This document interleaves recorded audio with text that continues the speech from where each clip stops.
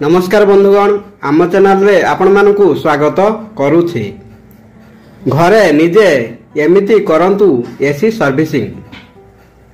वीडियोटी आरंभ करबा पूर्व आपण मानकु मोर अनुरोध, वीडियो को गोटे लाइक एवं आम चैनल को सब्सक्राइब करंतु। चलंतु जानिबा। बंधुगण, वर्तमान सबुठी ग्रीष्म ऋतु चली, ताती मध्य दिनकु दिन असंभाळ हेबारे लागिछि एवं एभली परिस्थिति रे एसी कूलर बिना लोके बंचिबा अत्यंत कष्टकर होई पड़िछि। एसी रो ठंडा पवन तातीरु बहुत आराम देई थाए। अनेक लोक पूर्वरु एसी लगाई सारिछंती, जहा शीत ऋतु रे बंद होई थाए, किंतु ग्रीष्म ऋतु आसीबा मात्रे यह पुणी व्यवहृत हुए। एसी सर्विस, तेणु एहाकू सर्विसिंग करिबाकू पड़िबो। अनेक थर देखा जाइछि जे लोक माने एहाकू सर्विसिंग न करी एसी चलांती। सर्विसिंग बिना एसी चलाइबा उचित कि? एसी सर्विसिंग केवल टेक्नीशियन मानक द्वारा करा जाई पारिबो कि केही निज एसी सर्विसिंग निजे करि परिबे कि? आसंतु एही प्रश्न गुड़िकर उत्तर जानिबा। एसी सर्विसिंग पाई कोनोसी रॉकेट साइंस व्यवहृत हुए नहीं। यार अर्थ हेउची जे एसी सर्विसिंग करबा एते कष्टदायक कार्य नुहे। जदि आपण चाहंती आपण निज एसी को घरे निजे सर्विसिंग करि परिबे।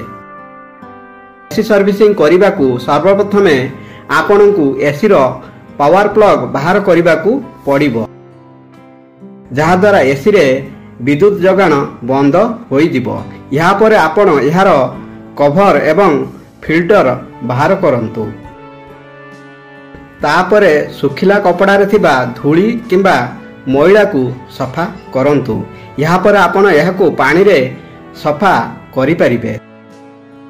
तेणु समान ब्रश व्यवहार करी आपण पतला स्थान गुड़िक सफा करि परिबे। जेउठारे हाथ पहुंची पारिबो नाही, या सहित आपण एक पाइप माध्यम रे पानी सहित बाह्य यूनिट मध्य सफा करि परिबे। जदि आपण क्रमागत भाबरे एक मैला कपड़ा पिंधंती, तेबे यह खूब शीघ्र चिरी जिवो। सेही भली जदि आपण सर्विसिंग बिना एसी चलांती, यह शीघ्र नष्ट होई जिवो। तुमर एसी नष्ट हेबा पूर्वरु ठंडा ह्रास करिबा आरंभ करिवो। यह सहित जदि एसी रे मैला जमा होई जाए, तेबे यह ठंडा पवन देबा धीरे धीरे कमाई देबो। तापरे रूम को ठंडा करिया पई एसी को अधिक परिश्रम करिबाकू पड़िबो, जेउथि पई यह उपरे अधिक चाप पड़िबो एवं एही सब जिनिस जगु तुमर विद्युत बिल मध्य वृद्धि पाइबो। मोट उपरे एसी सर्विसिंग वर्ष को थरे किंबा दुई थर करा जिबा उचित।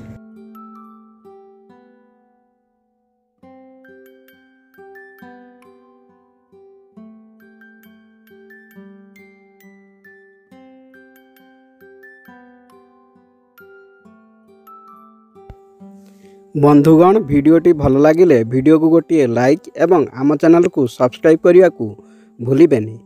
धन्यवाद। जय श्री कृष्ण।